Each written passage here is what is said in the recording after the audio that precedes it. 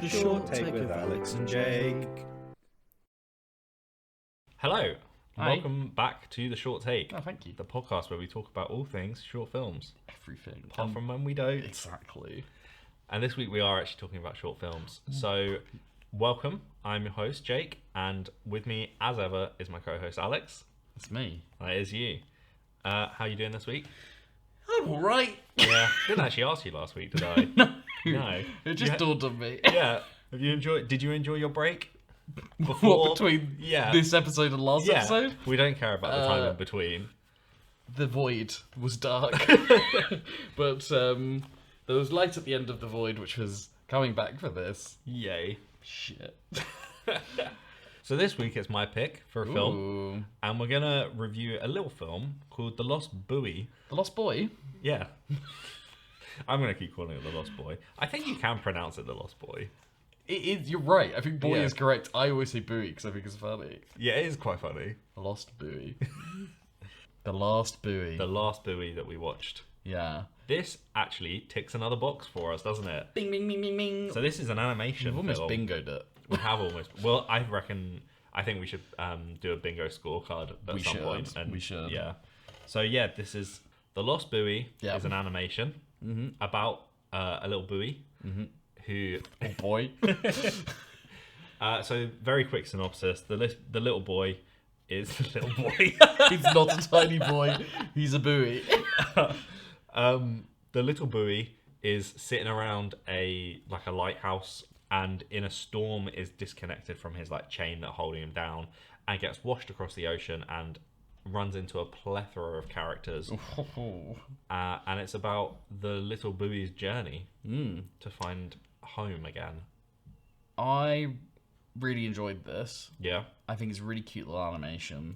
I Yes. think the main character is adorable. Yeah. I really liked his tiny face. Tiny faces on things are always cute. It is. Yeah. I think kinda like the expressions are fun as well. Yeah, it's very. I don't know if there is a term for it, but it's a certain type of Japanese animation. It feels like. Yeah, I know. Like what something you about mean. the tiny faces, almost like when you see it's the same as dumplings. You know when you see the little animated faces Yeah. on dumplings. Yeah. It's that. But I really enjoyed it. I think it has issues. I think it's a bit. I think it maybe lacks a director. That's when we were Okay. watching the credits at Yeah. the end. It was animated and written by someone, but there's no director. And Yeah, I do so- wonder if the animator just kind of maybe hasn't directed before.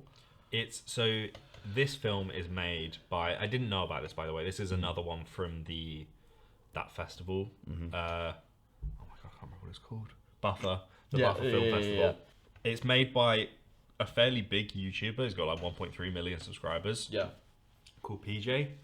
I did not know this person existed. No. I only found out about him through this film. It's not Kick the PJ, is it? yeah. It's Kick the PJ. Oh, okay. He's a big YouTuber. I know of him. Yes. he Yeah, is. yeah. He lives in Brighton. Oh, really? Yep. Oh, that's fun. So he'll find us. Yeah, we better not say anything too bad. Yeah. So yeah, I think this is like a you know those YouTubers who just learn stuff. Yeah. I think it's one of those That's kind of 100% his situations. vibe. That's very interesting then, because I've seen some of his other stuff, and he has done directing, and he's quite good at it. Okay. He's done some fun stuff. But there was something about this I think it has technical issues. I think there's something with the lighting that's not quite right. Oh really? Yeah. Okay. It's not the end of the world sort of thing. Yeah. But I have a bit of an issue with some of the lighting. Some of it makes it look really cheap. Whereas I think if they'd got some, I don't know how you do it. Because again, I don't animate, and this is nitpicking. Yeah. But I think if they had managed to get the lighting a little bit better, it would have worked better for me as a short. Because there were points when I'm watching it, I'm like, this is very amateur. Okay. Yeah. Sure. Not even Toy Story 1 had this bad lighting. But that being said, very adorable. Yeah. The musicals didn't work for me. Yeah. I think the music is obviously just stock music that they just pulled, and it's fine, but it's. I don't think it is stop music, because at the end it says the music was written Oh really? it was Daniel Dobbs, who is the brother of Dean from Jack and Dean. Okay. So You yeah, just know all of these I know all people. of these people. Yeah. I'm actually in the credits. This person knows all people in credits. Alex Morgan. I think there's one point where the music sounds like it's from Crash Bandicoot, which I really enjoy because I like Crash Bandicoot. Yeah. But then I thought about it. I'm like, it's when the icebergs surround him and which was great. I kind of wanted it to be though that he turned up and then the iceberg turned around and saw him, and then when he's like, ah, I wanted the iceberg to also be like, ah, like that'd be the joke. Yeah. But I did quite also like the bit where he's like really happy and then suddenly he goes, again. It's like, that's funny. Yeah. I like the camera movements and stuff in there.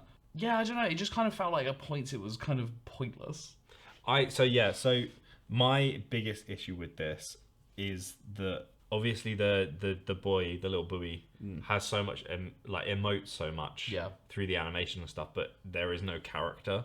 Nothing happens in the film at all. Like every scene that happened, I was like, oh man, like this is such a cool thing. Yeah. And then it just ends and something else happens, and it doesn't like relish in any of the scenes that it's creating. It doesn't build. No. Yeah, it's like the animation is so. I love it. I love a unique animation style. Yeah, it's cool. I don't like the people.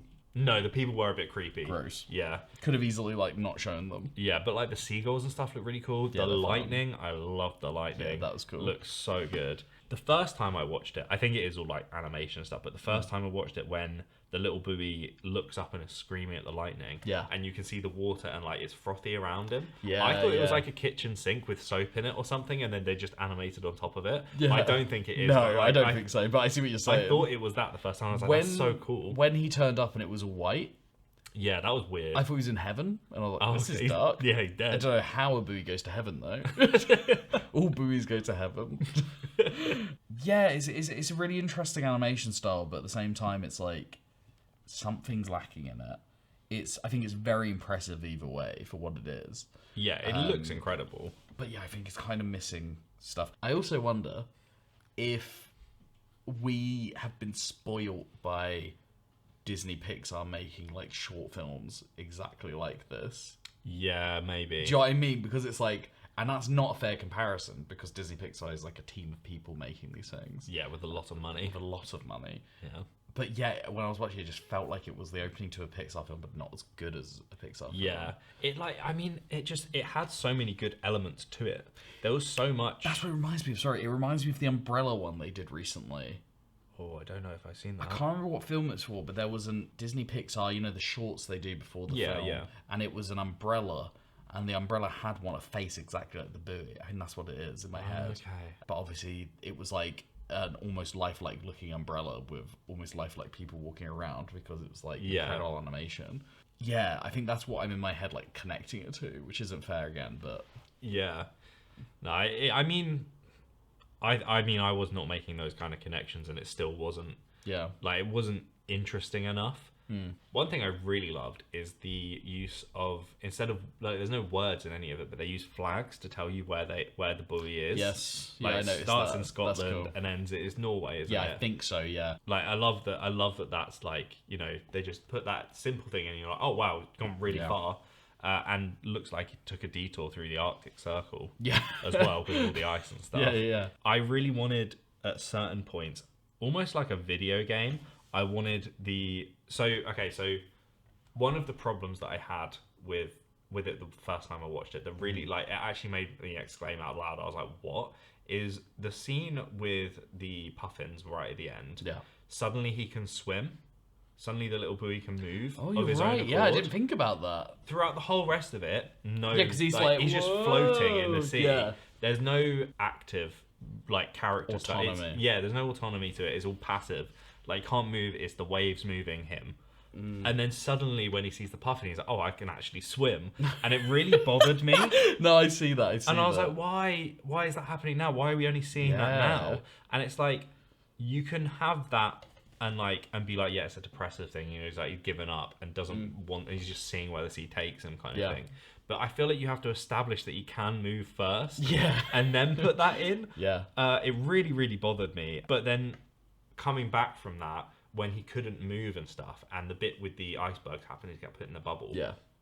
I really wanted it to be like a video game, essentially, where he's unlocked a new ability and now he And can I know what move. you're saying. Yeah, Do you know what I mean? Like, it's adding an extra layer to his character. Adds into the Crash Bandicoot music. Exactly. One missed opportunity, in my opinion, is when the iceberg turns into a bubble and he goes into the air, and then obviously he drops and it hits the water, and then just cuts to the next scene. Yeah. I don't know if this is just a case of it would be way too hard to do.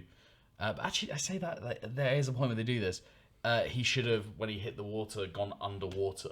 Because I like the idea that he's just dropped from such a height that when you drop, you go whoop, and you go under and then float back and up, just right? see everything But underwater. the idea of like he's never seen underwater because he's never been lifted up and dropped, and he can't just sink because he's a buoy. Yeah. So I feel like that's a missed opportunity to have a cool moment of him just like kind of floating up and seeing fish and being like, oh, like Yeah, that's what's sort of underneath thing. me, kind of. Maybe he gets caught by a fish and he gets dragged along underwater, and he's like, whoa. Yeah.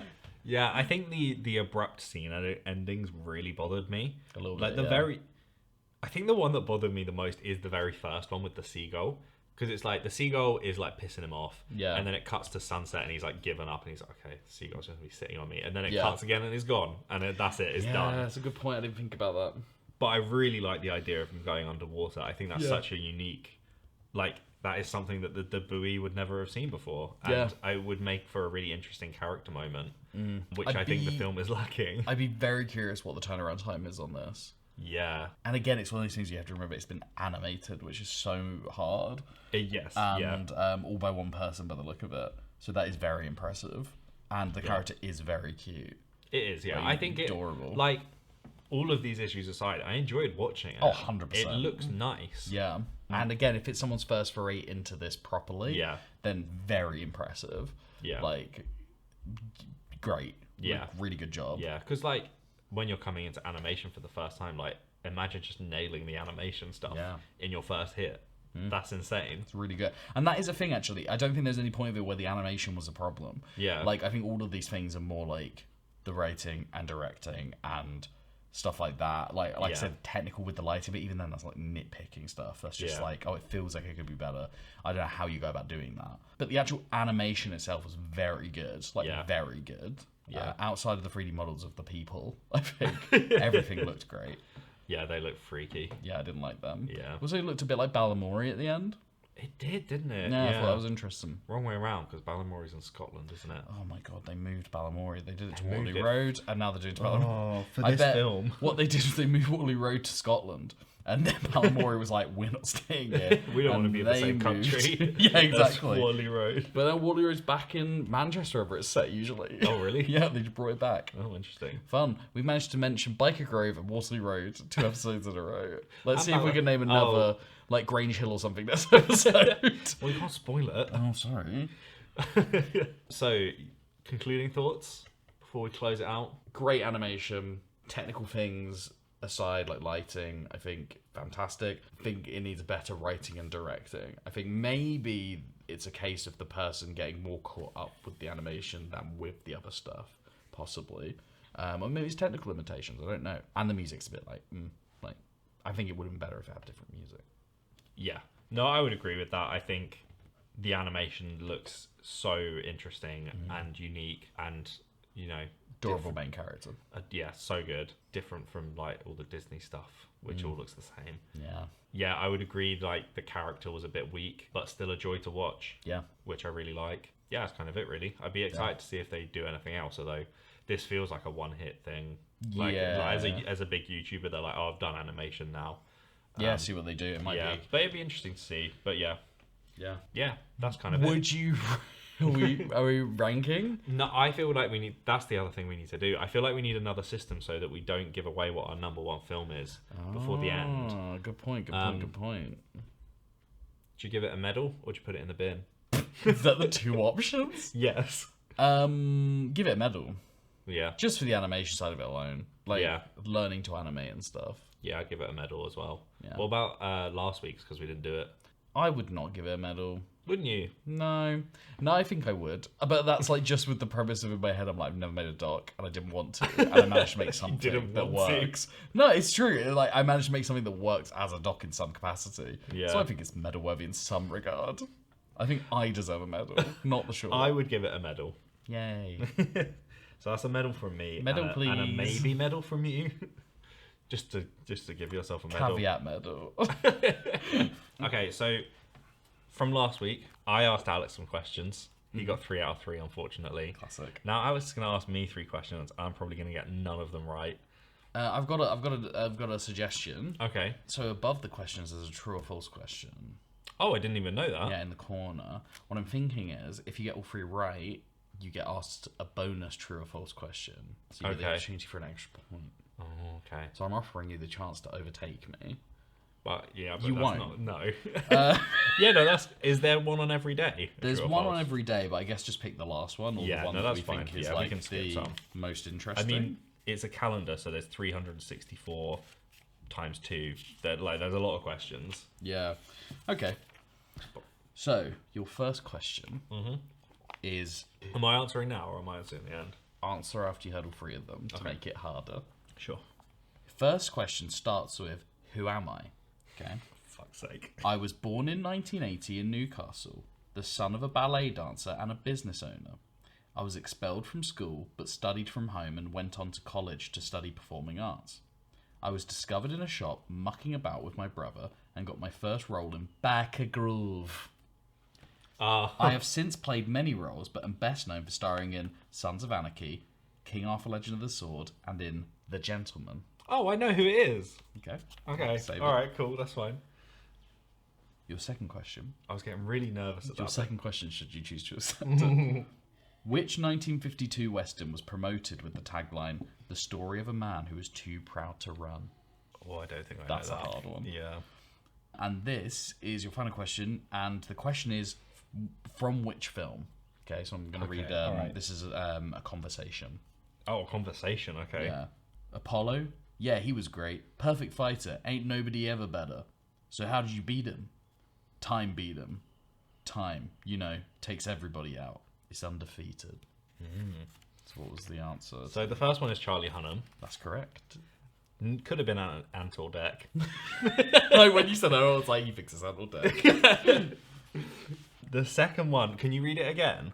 I don't know if I can. No, you can. Which 1952 Western was promoted with the tagline, "The story of a man who was too proud to run"? I don't think I would have known it. No? No, and I love Western. Yeah. I've Western's seen the alright. film. I didn't know the tagline. Too proud to run. Yeah.